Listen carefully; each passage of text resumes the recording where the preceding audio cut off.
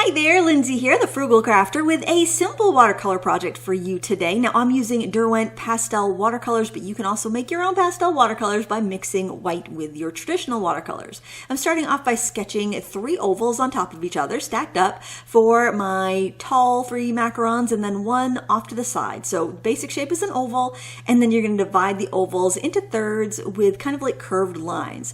And that's all there is to it. They're going to look like tiny little hamburgers, and then you've got your macaron shape right. I'm using a col erase pencil, and this one is a light gray, and now I'm going in and erasing any of the lines I don't need. I love the col erase pencils because I can choose a color that's going to kind of disappear into my illustration, and then just kind of paint over it. They're not waxy enough that they will resist the watercolor, and also they are erasable. So it's just really nice. It's really nice for using under watercolor, and it's really nice for using under alcohol marker. It doesn't bother either of those mediums. So I highly recommend giving those a try if you are looking for a nice subtle underdrawing media. They're very inexpensive too. You can get them in packs or single colors. Totally just depends on what you want and where you shop. I think you probably have to go to an art supply store to get a single color like Blick, or you can get sets on Amazon if that's more your cup of tea. Now I'm mixing the kind of grayish color and bluish color and purplish color together to get the kind of cool gray that I'm using under the macarons. And then I'm painting a base layer on the second one up from the bottom there. Basically, I just didn't want to work on 2 areas that were touching the wet, because if I did, the colors would bleed together. And I need to start off by kind of putting a base layer on everything before I get too crazy with the detail. Now, if you want to put a little bit of subtle toning in different area, what you want to do is pick up your darker color with less water on your brush, and then you can kind of stipple it in so you can get some of that cakey texture. And if you do this so that your paper is wetter than what's in your brush, you won't get blossoms. Okay, so it's a nice way to be able to control your color and still get some blended soft edges. And it takes a little practice. Every paper is a little different, every paint's a little different, but you'll get the feel for it the more you paint. So you just got to practice, just like anything.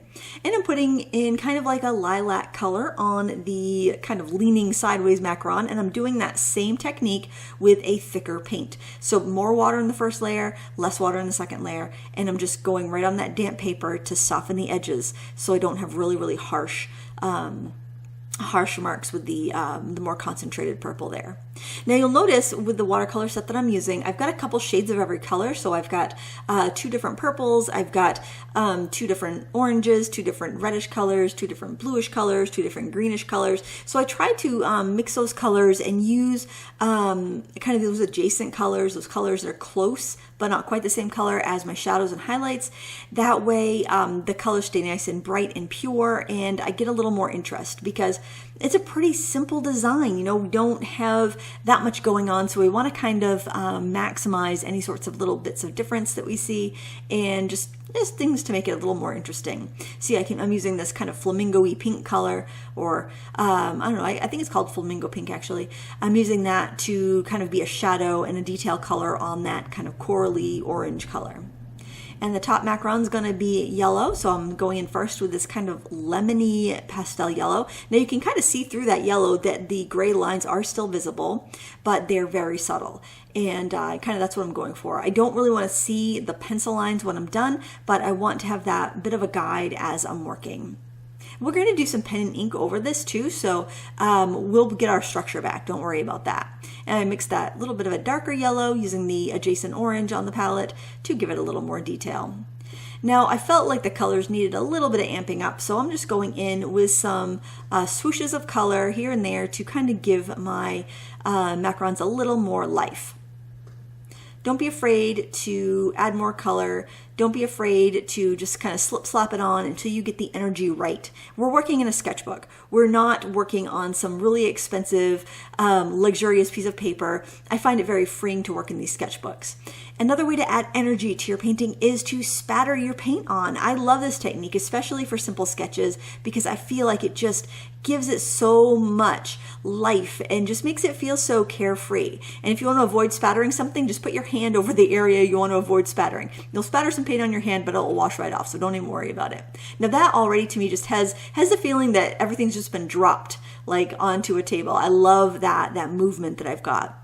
Now, like I said, I needed some more structure in this painting, so I'm using one of my Macaron pens. These are by, I think the ones I'm using right now are from Prestigify, but there's, you can use Macaron brand, you can use Bianyo, let's see, those are the ones I think I've used most recently, and they all worked really great. And I'm using a stippling technique, which is when you tap with like little dots with the pen, and that's giving me some of that cakey texture. Now you can just leave it with the first layer of watercolor and then your pen layer and call it a day, or you can even go over it with more watercolor if you want. These paints from the Derwent Pastel pan set are semi-opaque. They're not fully opaque, so I could go over again and it would just kind of mute some of the pen lines. You could leave some areas bright, you could leave some areas muted, but you can go back in over with those watercolors. They're not as opaque as a gouache paint. They're definitely somewhere in between, and they layer up a lot more than any other pastel colors I've used.